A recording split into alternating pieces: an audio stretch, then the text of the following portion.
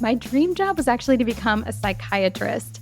And I got that idea not from something highbrow, but from watching Growing Pains because the dad had this job as a psychiatrist. In this episode, you'll get to know Sarah Hart Unger, the physician with a plan.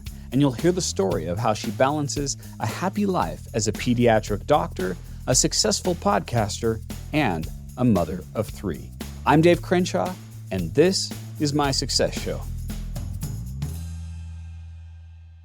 Welcome back, friends, to the Dave Crenshaw Success Show. This is where I speak to some of the most successful people I've met in my life's journey, and I'm on a mission to find universal principles of success that you can use today to help you succeed. In case it's your first time here and I'm new to you, I'm a best-selling author. I speak around the world to Fortune 500 companies, and I've taught millions of people how to be successful through my online courses, particularly on LinkedIn Learning. With this show, I was inspired to create something different. First, I wanted to help my kids succeed and help them find universal principles of success. And I started interviewing people that I admire, and I thought you'd enjoy learning along with them. I seek to interview people who have multifaceted success. So success in multiple areas of their life, not just career success, but they also have a happy life and they make time for friends and family and to have fun. And by the way, if you know someone like that who has multifaceted success, you can send your guest suggestion to us at guest@success.show. Now, before we get into today's episode, I'd like you to do something. I would like you to do something for yourself. And what that is to look for something you can do. As you hear Sarah's story today, look for an action that you can take today or this week to make my guest success story a part of your success story. Today's guest is pretty remarkable. Dr. Sarah Hart Unger is a board-certified pediatric endocrinologist, as well as a podcaster, speaker, and creator of The Shoebox. Her expertise covers many areas, from diabetes to growth and to other endocrine disorders. She's a highly sought-after doctor and has expertise in graduate medical education, where she's served in leadership roles. As a writer, she's passionate about helping people make the most of their limited time through effective planning and goal setting. She's the host of the Best Laid Plans podcast, which has been featured in the New York Times, and she's also the co-host of the Best of Both Worlds podcast. She lives in Hollywood, Florida, where she enjoys reading, running, and spending time with her husband and 3 children. Sarah, it's an honor to have you on the show today. Thank you so much for having me on. I'm so excited to chat today. Yeah, and where are you located right now? I am in South Florida, so basically between Miami and Fort Lauderdale. It's currently about 95 degrees. Oh my goodness. Yeah, that's a lot warmer than where it is in Utah right now. I think we're at about 70. So thank you for being on, Sarah. And I'm really interested in diving into your story because you've done so many different things. You really have a very interesting career path. I like to ask everyone the same question when we start, which is, when you were a teenager, what did you want to be when you grew up? I had a couple of passions, but my dream job was actually to become a psychiatrist. And I got that idea not from something highbrow, but from watching Growing Pains because the dad had this job as a psychiatrist, and he did it from his house. He'd wander into this room, chat with people. He seemed like this distinguished character. And then it seemed like his day was over and he'd walk out and hang out with his family. And I'm like, that looks awesome. I also became interested in some books and stuff about random psychology topics and thought, okay, I'm going to be a psychologist or psychiatrist. I'm going to be like the guy in Growing Pains. Yeah, so that was my initial idea. Well, that's interesting because I think now you've accomplished something very similar, right? Not as a psychiatrist or a psychologist, but you work from your home and then you got to go out and spend time with your family there in Florida, right? You kind of got there. Some days I work from my home, yes. And I get to talk with people. And to be honest, even in my professional medical job, I do a lot of psychiatry adjacent work, just talking with kids and teens. So, yeah. Oh, yeah. Yeah, you're definitely in a position to help people sort of as their first contact with psychiatry. Yeah, I mean, I can't claim to be an expert on on that specific field. But since I take care of kids with conditions like diabetes that can be really, really challenging from a mental health perspective, there's plenty of tough topics to delve into and talk about where I get to kind of think about how I can best serve them. That's wonderful. Well, mental health is a huge thing in my life and my family. Several people in my family deal with severe anxiety. I was clinically diagnosed as off the charts ADHD. That is the term that was used when I took the test. So that's a big part of what we focus on our family and how to manage that in a healthy way. I get that. We have at least one formally diagnosed ADHD member of our family and probably at least one unformally diagnosed member of our family, at least at this point. Yeah. Okay, so let's talk about where you went from there. You thought that was going to occur. So you went to college. Where did you study? I went to Williams College, which is a small liberal arts school in Western Massachusetts. It is lovely and idyllic. I grew up in kind of a boring Philadelphia, not boring, but a maybe less beautiful Philadelphia suburb. And I wanted something country and lush and beautiful. And when I visited Williamstown, I was like, yes, I am in on this.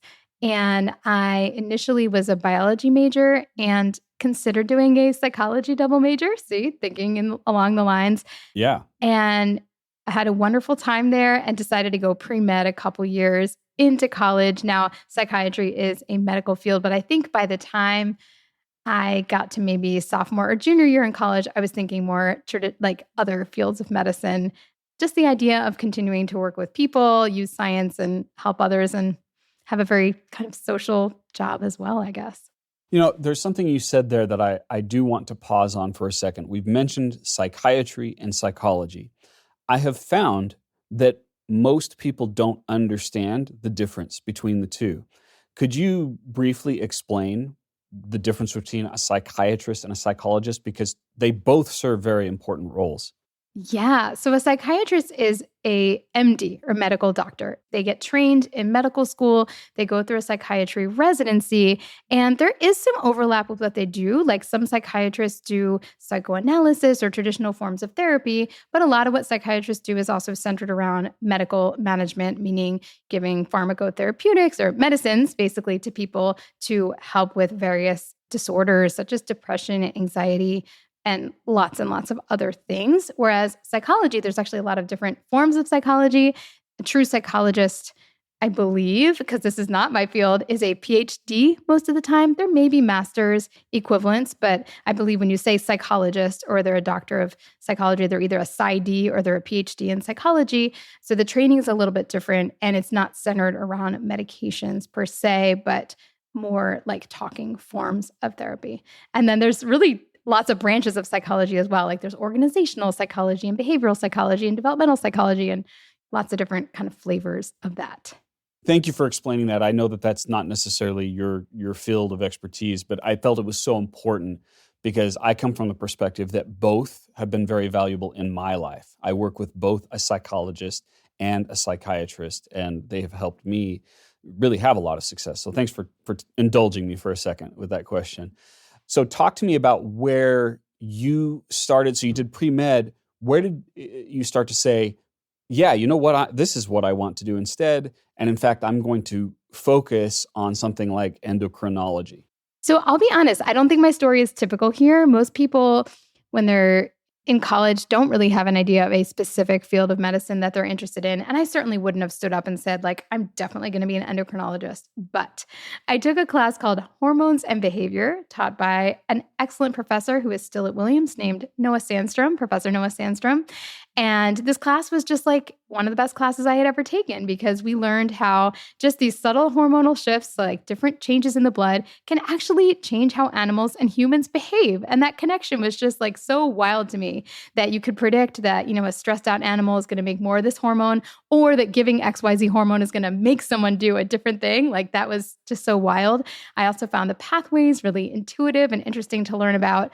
And so from that standpoint, I ended up doing research with this professor during college. At Williams, a lot of people elect to do what's called thesis research. So you spend like an entire year working one-on-one or in a small group with a professor to do your own original research. And mine was actually on maternal stress and memory in rats. So it was kind of an endocrinology / it was called psychoneuroendocrinology at the time. But yeah, even back then I was thinking, endo seems kind of cool. I didn't really know what that career would actually look like. I had never met at that point an endocrinologist or a pediatric endocrinologist, but I definitely had the idea that that was a topic of study that was very interesting to me.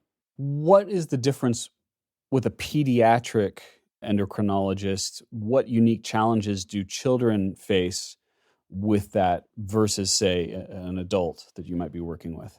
Yeah, well, it's just totally different training, actually. If you're interested in being a pediatric endocrinologist, you're taking care of kids mostly under the age of 18, and you go through pediatrics residency instead of internal medicine residency. And yeah, the conditions you deal with are actually pretty different. I mean, there's certainly overlap. Both children and adults, for example, get type 1 and type 2 diabetes, but disorders of puberty and growth and like neonatal issues like hypoglycemia or adrenal issues or thyroid, those are going to be, specific to pediatrics if you're dealing with little tiny babies. So back in that college phase, I didn't think about what things were going to look long term. And I actually thought at that point that I was potentially interested in doing an MD PhD and continuing to do research as I acquired my medical degree. So I know you want us to talk about kind of failures or maybe the way that things didn't go how we planned. Yeah, please. I actually ended up applying to med school to specifically MD PhD programs instead of just straight MD programs. And partly I had just had such a great time doing that research with my professor and thought, hey, I'm just going to continue. I'm going to be a researcher and a clinician. At the time, I was 21 years old making this choice. Didn't think about the fact that an MD PhD takes about 10 years, what that would mean for my life and career. It didn't work out exactly how I had planned. Okay, so what did happen? Why didn't that work out? So I did get accepted to a number of programs, which was amazing. MD PhD programs are quite competitive, and I was very lucky enough to be selected for Duke's program. So I matriculated there in 2002. So I did my 2 years of the medical portion, which included 1 year of kind of academic study and then 1 year in the clinics.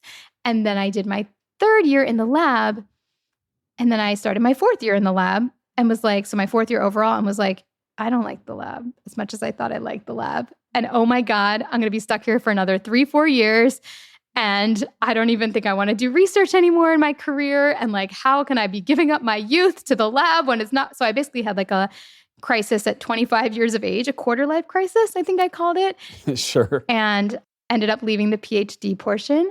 Duke was awesome. Their understanding of this, they don't want to drag somebody through a program they're no longer passionate about. So I was able to just transition back into med school and had another year of med school and completed med school in 2007. But I did leave the PhD behind for the master's. What specifically did you not like about the lab?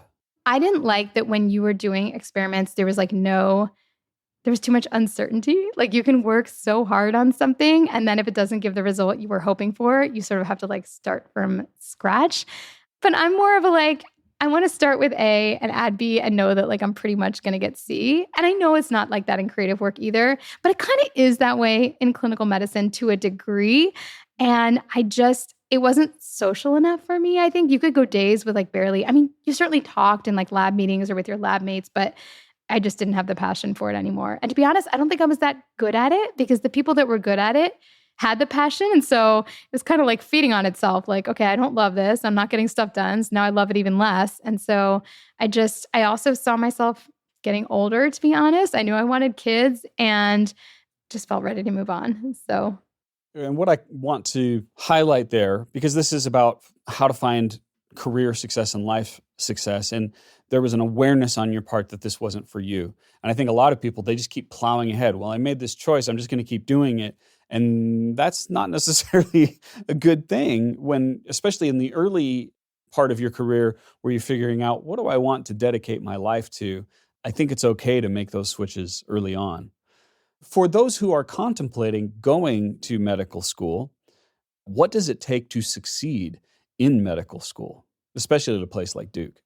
You have to enjoy it. You have to keep your purpose in mind and what you want to do, because it is a lot of work and some tedious work. And I think if you're not excited about what you're going to do at the end of the line, it's going to be hard to keep up with that. I think a lot of the basic study skills that apply to any subject in any area are going to apply to med school. There's nothing magical or different about it. I think you have to work on your listening and communication skills, really hone those down, because your time spent in the clinic is all about how you communicate. You're communicating to your attendings and your residents about what they want from you and, the results they want to hear from you about with your patients. You're communicating with your patients how to, explain something and answer their questions and make sure you kind of meet them where they need you. And I think that really honing those skills, figuring out when they don't work out, what you can do better, is really, really important for medical school and medicine in general. And you're bringing up an interesting principle here of success that I think we've all seen doctors who are great at it and doctors who are not, which is listening, which is paying attention to what the patient is telling you. How do you, or did you, make sure that you brought the right attitude to listening to others rather than just sort of dismissing what they're saying and, I know the answer, let's get out of here. Let's go to that A plus B equals C immediately. I think it takes practice. I think it takes messing up sometimes and missing something and have an attending point out that, hey, you went in there with XYZ agenda and you weren't right, or you didn't take the time to really consider this other possibility. Did you give attendants the permission to say that to you, or were they just bold enough to say that to you? Oh, in medical school, there's nothing about permission. You get you're getting feedback whether you'd like it or not. At least I think it's become kinder in more recent years. But let me just say that back in the day, people were very not shy about what you weren't doing well. So, sometimes that was painful. Other times I think you are able to develop a thick skin. Yeah, I think that's good. I think directness is always valuable. But I think there's a way to be direct in a kind and polite way so that they clearly know what they need to do, but you don't need to make someone feel terrible about their mistakes. Yeah, the culture's definitely shifted in that way, and that's great. So talk to me about when and how you started to go into practice for yourself. What was that process like? Yeah, so, medicine takes a long time. Just to, for those who are listening and contemplating that path, for me, it was 5 years in med school because I did that extra research year, but normally medical school is 4 years. Then there are 3 years of general pediatrics residency. At that point, I could have chosen to become just a general pediatrician and practice in a community or join a group practice. But because I was interested in pediatric endocrinology, I had to do what's called a fellowship. So that's 3 years on top of that. So we got 4 plus 3 plus 3. In my case, 5 plus 3 plus 3. I spent 11 years at Duke doing all of that training. What's a fellowship? What does that mean? Fellowship is a specialization. So again, I became a pediatrician after those 3 years in residency, but to become a pediatric endocrinologist, you do 3 more years of training, and that's kind of divided into research time and clinical time. And by the way, you're paid as a resident and as a fellow. You are no longer, quote, in school. You're an employee of the healthcare system or the hospital where you work. You're just not paid very well. So it's enough to live on. But I started looking for jobs during my second year of fellowship and knew that because my husband was from South Florida and was interested in living and working near his parents, we decided to kind of limit our job search to South Florida. And so there were only 2 kind of bigger healthcare systems that were hiring for pediatric endocrinology. So my job search wasn't very long. I interviewed at both of those places and ended up getting an offer at the one where I am still working today and have been there now almost 11 years. Oh, that's amazing. You mentioned your husband. I know that your family is very important to you. So where in that 11-year journey did he come into the picture? Yes. So we met in medical school in the very beginning. We were dating by the first test. We didn't do very well in that test. It's okay. We dated all through that time. And then we got married when I was just starting my last year of med school, and he was finishing his med school because he was a year ahead of me because he didn't do that extra year in the lab. Thankfully, his training lined up with mine perfectly. He's a vascular surgeon, and so we actually finished both at the same time, mid-year 2013, and we're able to move together. Okay, and so he's a doctor as well? Yes, he's a vascular surgeon. Does that spill into your personal life? Do you talk about medical things, or do you maintain a good boundary between those? I think we talk about stuff. We definitely talk about stuff. I find it helpful, actually. I mean, we don't like talk about stuff all the time because no one wants to talk about their work all the time. But if there's something about work that is stressing me out, I can feel comfortable that he's going to understand, kind of have the language to know what I'm dealing with, and same for him. And so I think it's helpful. I think we also both kind of understand that there are times when work may pull us in a very obligatory manner, like when we're quote on call. And I can talk about what on call means. If someone needs you, you have to put that on priority. You have to pick up the phone, or in his case, sometimes he has to actually go to work. I think a non-medical partner would get it, but they may not get it from that like internal level. Like I know, when they're calling him, it may be because someone's literally like bleeding and they need they need surgical assistance immediately, and he needs to go. I get that. Let's pause on that for a second. I know that you are helping people with time management. You're very interested in that. And as a time management productivity guy, I saw a problem that you just brought up, which is you try to manage your time, you try to be organized, but some positions require interruption. And that creates chaos when you have that interruption. So you're still on call from time to time? Yep. So I'm on call a week at a time, but only 6 weeks per year.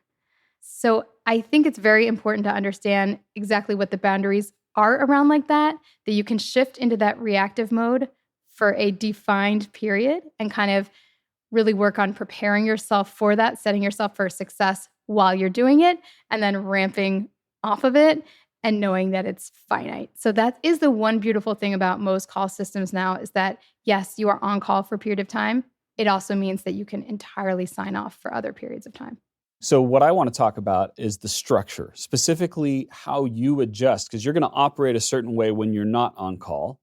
And I think a lot of people, they feel like they can have control except in a job where they have to be interrupted. So I've got my opinions about it, but I'd love to hear your opinion about what you do structurally to your week on the weeks that you are on call. Like, what do you not do? What do you do in those situations? No matter what your career is, your foundation of success begins with one thing: effective time management. And thanks to the generosity of Microsoft, you can get my entire course, Time Management Fundamentals, for free on LinkedIn Learning.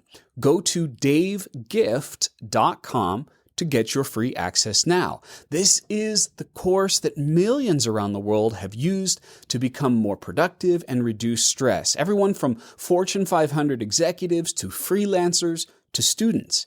Now, it's the same coaching I've provided in person for tens of thousands of dollars per day, but you can get it for free on LinkedIn Learning. You don't need to provide anything to access it. No credit card, no email. Just go to davegift.com and start learning.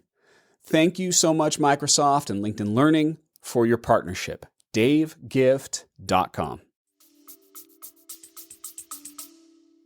Yeah, I try to get in the things that are very important to me very early in the morning because I'm very unlikely to be interrupted during those times. So even when I'm on call, I know from experience that I'm very unlikely to be paged from 5 a.m. to 7 a.m. or something like that. So if something is extremely important to me, I'm going to be doing it during that time. I also get more support for myself during that time. Like that is when I use the meal delivery kits and make sure I have extra childcare. We do have a nanny who has been working with us since 2013. Those weeks can be a little difficult because my schedule can be less predictable, but then other weeks it's much more predictable. And so things kind of balance out in that way. Yeah, there's a lot of great little nuggets of wisdom in there. The fact that you're making adjustments, you're saying, okay, this is going to be a more stressful period, so I'm going to get more help. These are all things that are relevant, even if you're not a doctor on call. Perhaps you're in a situation where life became crazy for a little bit, and these are good tools that anyone can use. Talk to me about a mentor that you had during all that school, someone that you look back on and say, that person had a great impact on me. And I bring this up because part of what I see in the patterns of people who are successful is they have a mentor who helped them at some point. Is there someone like that and you look back and you always think of the lesson that they taught you? Yeah. I mean, I would say multiple members of the pediatric endocrinology division, but in particular, two stand out to me. One is Rob Benjamin and one is Nancy McIver. They're both faculty members. One of them still at Duke, the other one's at UNC. They're actually both division chiefs now, which is interesting. It's kind of like leaders of the division. And they both loved their jobs, loved their families, really were active participants in their families, and were really unapologetic about kind of really enjoying both spheres. And I loved seeing that. I think they also both set really appropriate boundaries around their work. I think they worked hard, but they weren't willing to do things that maybe they didn't need to do specifically. And both have been incredibly successful, as well as being just like super nice people that I've kept in touch with. Yeah, well, and you talked about how they have the balance of all of that, and that's a big part of what you're doing now is helping people also have that balance, right? So you're passing on that lesson to others. How did you get involved in this 40% doing things that really aren't medical? So I started a blog in 2004. Think original mommy blog, except I didn't have kids back then, so I don't know what you would call it. There really weren't that many people doing that at the time. And I was kind of bored on an outpatient rotation in the middle of the country in North Carolina. And I was like, I think I'll start a blog. My friend had one. I was like, oh, I really like this writing thing. This is actually a lot of fun. And this was like the kind of early blogger boom. Women were doing it. A lot of women were earning like significant amounts of money. I never, ever was super commercially successful on the blog side alone, but I built a lot of relationships. I learned a lot of things. And over the course of writing thousands and thousands of posts, because it's something I truly love to do, by the way. I mean, I love the act of writing and reflecting and love what my commenters would have to say. Like it felt like building a community. It was just so much fun. And it still is. I still love blogging and it does not feel like work to me. So, I'd write about my life. I'd write about medicine, obviously not about patients. Like I was very careful, but it was more like about my experience. And then when I got pregnant actually I struggled to get pregnant. So I wrote about that. And then when I finally did get pregnant, I wrote about kind of the early mommy years. And somewhere in there, I started listening to a lot of podcasts and I said, oh, I think I might want to start a podcast. Like I like talking. And then Laura Vanderkam, who at the time was a best-selling author, but we had become friends because we were commenting on each other's blogs. And she's like, hey, I'll do a podcast with you. That sounds cool. And that's when Best of Both Worlds started. And I think I started to realize that some of what I was doing could be leveraged into true business type stuff. And that I had a lot I wanted to share with the world. And that is how I ultimately ended up deciding to leave a leadership position at work, which I really enjoyed in many ways because I just felt like I had something to say and this was my chance to say it. But it really all started with the blog.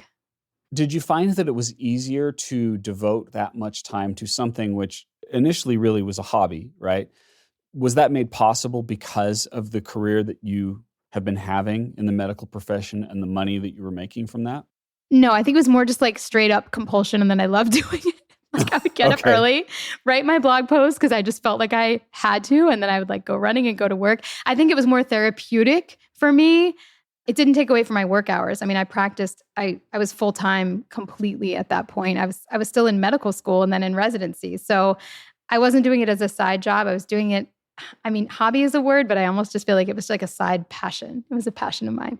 But have you moved away from having a full-time job in the medical profession? Yep, as of October of 2022. So this is like very late in the game. And that is after I started my other podcast called Best Laid Plans and realized I felt like I had I write about lots of things on my website and we talk about lots of things on Best of Both Worlds. But one thing that just came up again and again was like how important our planning processes are for setting ourselves up with success and how little most of us think of these things.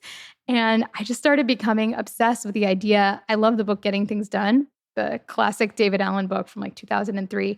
And I'm like, I want to create a modern Getting Things Done specifically to help women, because I feel like in the productivity space, I don't know, a lot of the work just doesn't feel like it's totally for us. And so I launched something called Best Laid Plans Academy, thinking like, oh, I don't know, will anybody like sign up to do this with me? It's going to be a course teaching people how to build their planning system. And it was really, really successful. So I was like, okay, this is becoming like real. Like I want to put more of myself into this. And that's when I decided that it's time to just cut bait and see what I can do on my own via the different podcasts and via the teaching of women. And that's kind of what led us to the current hybrid where we are right now. What do productivity systems miss when it comes to women and their time management? I mean, you're talking to someone who my career is built around that. So I'm curious about what I might be missing there.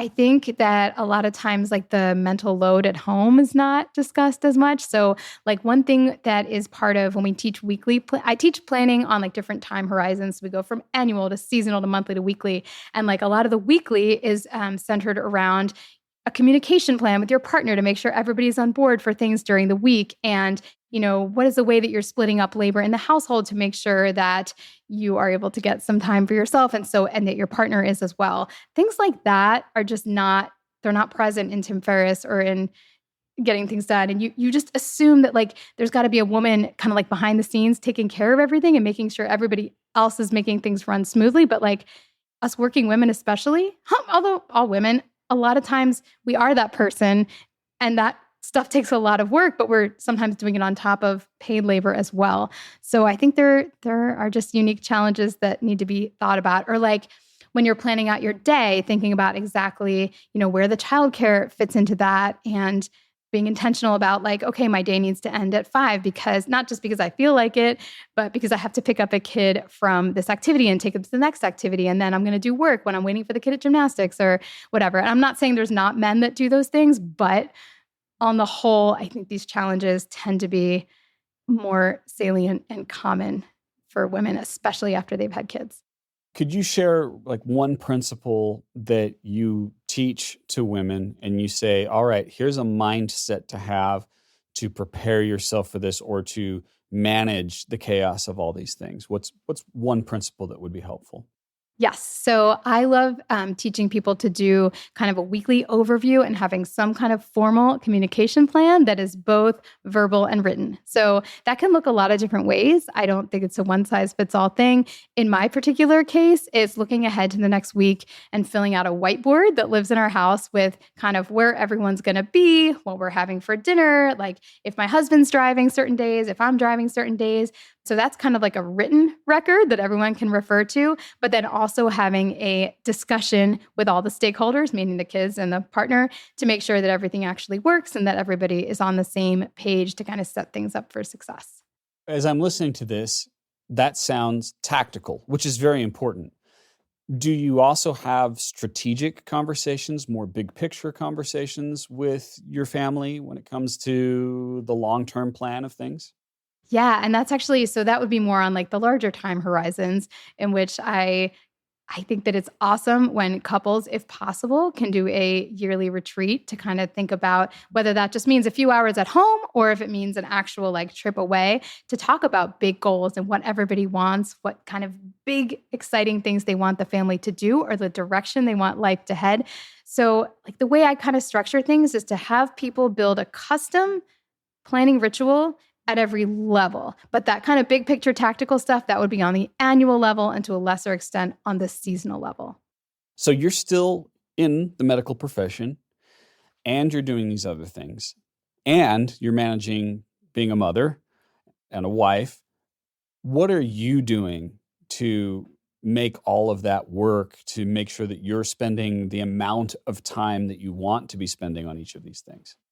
I think a lot about the value of my time, and I think ahead about how I want to spend my time. Now, Laura would probably say, Laura's my co-host for Best of Both Worlds, and I think you've had her on as well. She's awesome and an inspiration of mine. She loves to track time, but I tend to be more kind of in the looking forward kind of a lens. So I love to do an ideal week exercise every single season where I lay out on a kind of like a vertical planning pad, like how do I want to spend my hours in an ideal week, understanding that no week is going to be the ideal week, but then actually sitting down every week as I do my little whiteboard and sitting through my own thing and making sure, okay, Monday I have clinic. The kids have to get to soccer. Is that figured out? On Tuesday, I have a less structured day. What are like the 3 most important things I can do for my podcasts or my courses to move things forward? And I also plan out my workouts for each day because that's something that's incredibly important to me.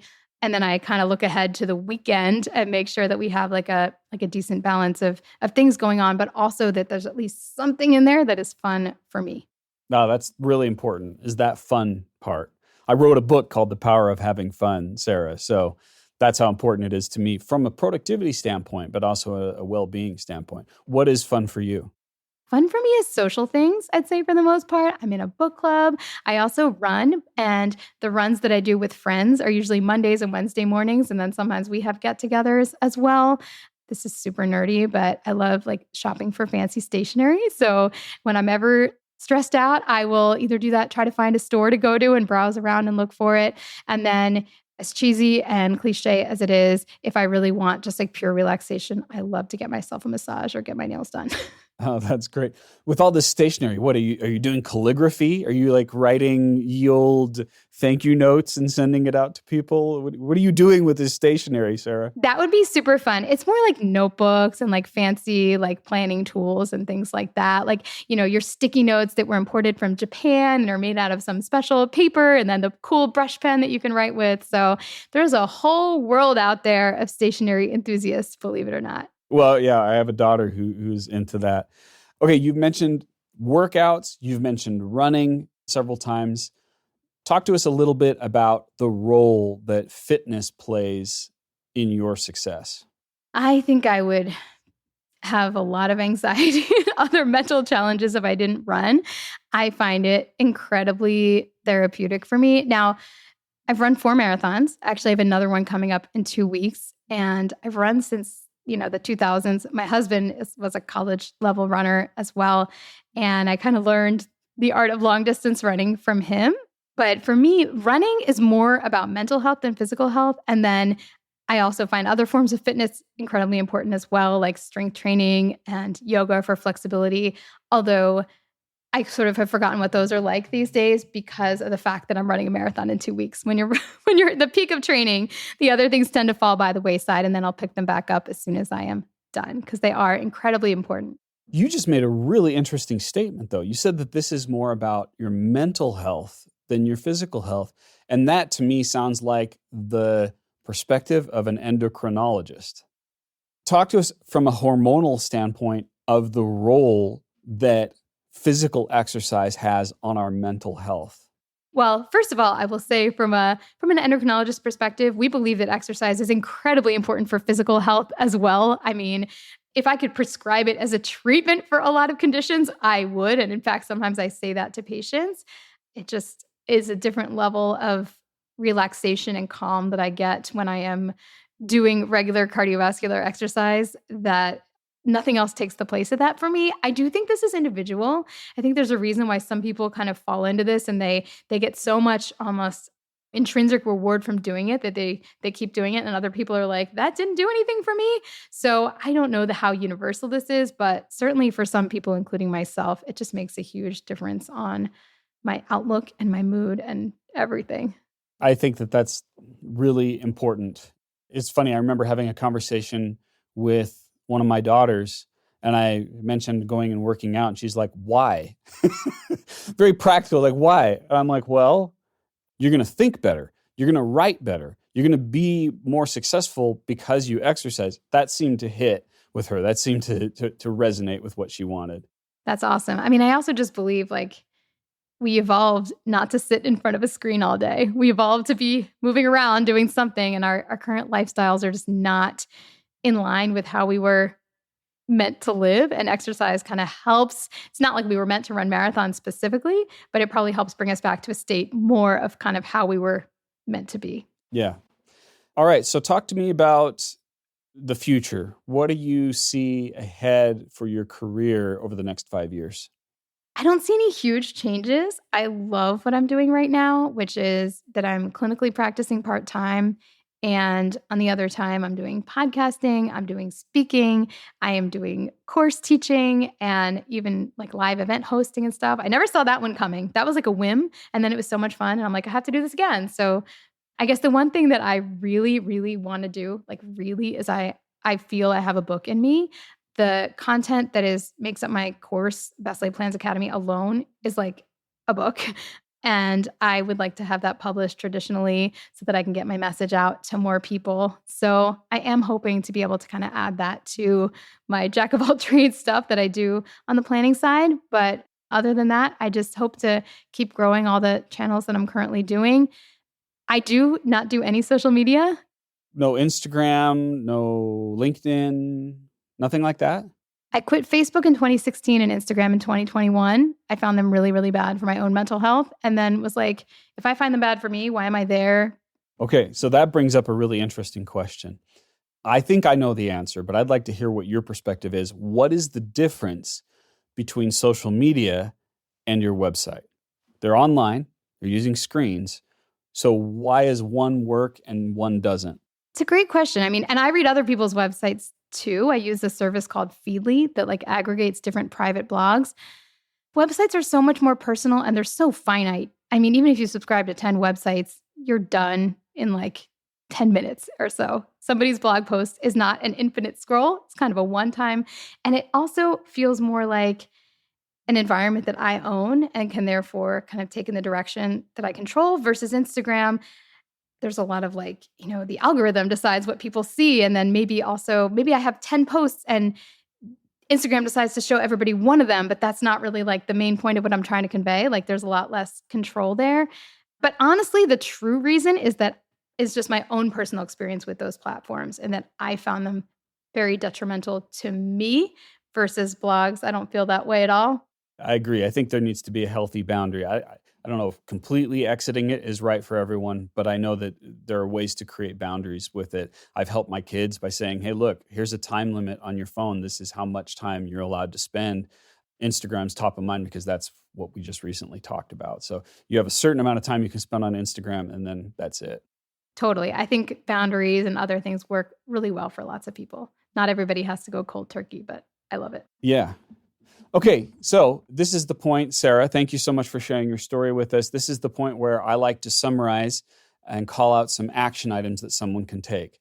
My goal with this show is to not just hear these great stories, and your story is wonderful and it is inspiring, but to also help people take action. I'm a big believer in acting on what you learn.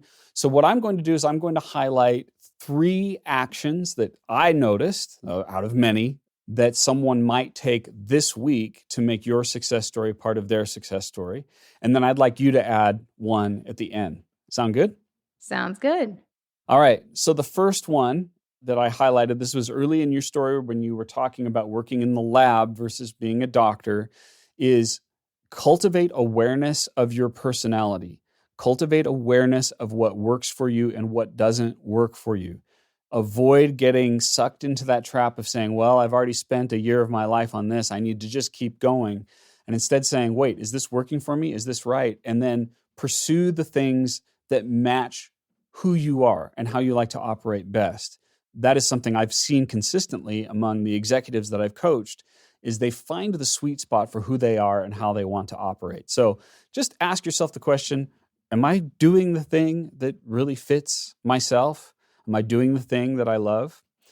The other one I want to call out is that conversation that we had about being on call and how you had to adjust your schedule and adjust your expectations for yourself on those 6 weeks out of the year that you're on call.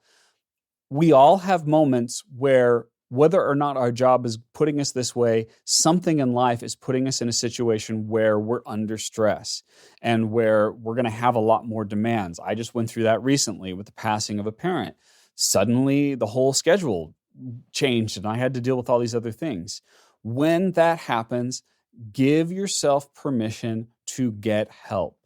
Give yourself permission to adjust the schedule, even if it's temporarily, and make adjustments so that you're lowering the expectations on yourself so that you are better prepared to handle the inevitable interruptions that are going to occur. And then the last one, I just want to highlight that concept of exercise and making that a part of your schedule. This is something that, boy, I'm a lot better than I used to be, say 10 years ago with it. I still have improvements that I can make, but boy, do I see the impact of getting regular exercise has on my mental health. If I don't exercise for roughly an hour every day, I cannot sleep at night. So consider what you're doing right now and just say, can I add a little bit more? You don't have to go full crazy and you don't have to add 2 hours to your schedule of exercise. Just add something a little bit more than what you were doing before. And then maybe in a month or two, add a little bit more to that. And I think you'll start to see some of the benefits that Sarah talked about. All right, Sarah, what is an action that you would suggest someone can take this week? Yeah, I would pay attention to see if there's something that you love doing so much you would do it for free, and then figure out if there is a way of integrating that into your work life. And by that, I don't necessarily mean quit your job and become a podcaster or something like that. But instead, are there ways that you could gradually either grow something or even find elements within your current role to exercise that passion? So yeah, pay attention to what you would do even if nobody was watching or paying you for. Because I think it took me a while, but I'm I really love blogging. I love writing to people, and ultimately found a way to make that kind of part of what I do. And when you do something that you love, you have more longevity. You'll work longer and harder than someone else who's just forcing themselves to do it. And it won't feel very much like work to you. That's a huge advantage when you're doing something you love. Sarah, thank you so much for taking the time to share your story and your wisdom with us. I sure gained a lot out of it. So thank you for being willing to do this. This was so fun. I liked kind of going through memory lane. So thank you for having me on and giving me a chance to share my story. Yeah, and I'm sure there are a lot of people who want to follow you. They want to continue the relationship with you. Where would you like them to go to stay connected and follow your work? Yeah, they can go to my website, theshoebox.com, theshubox.com, or check out either the podcast that I'm part of, Best of Both Worlds or Best Laid Plans. Thank you for sharing that with us, Sarah. And thank you, everyone, for listening. Remember, it's not so much about the knowledge you gained or how inspired you were. It's about the action that you take. So please do one thing this week on what you heard today, and you'll make Sarah's success story a part of your success story. Thanks for listening. You've been listening to the Dave Crenshaw Success Show, hosted by my dad, Dave Crenshaw, and produced by Invaluable Incorporated. Research and assistant production by Victoria Bedez. Sound editing by Nick Wright. Voiceover by me, Darcy Crenshaw. And the music is by Ryan Brady via Pond 5 licensing. Please subscribe to the Dave Crenshaw Success Show on Apple Podcasts, Spotify, wherever you like to get your podcasts. If you have a suggestion for someone my dad might like to interview, please send it to guests@davecrenshaw.com. And please don't forget to leave us a 5-star review. See you next time!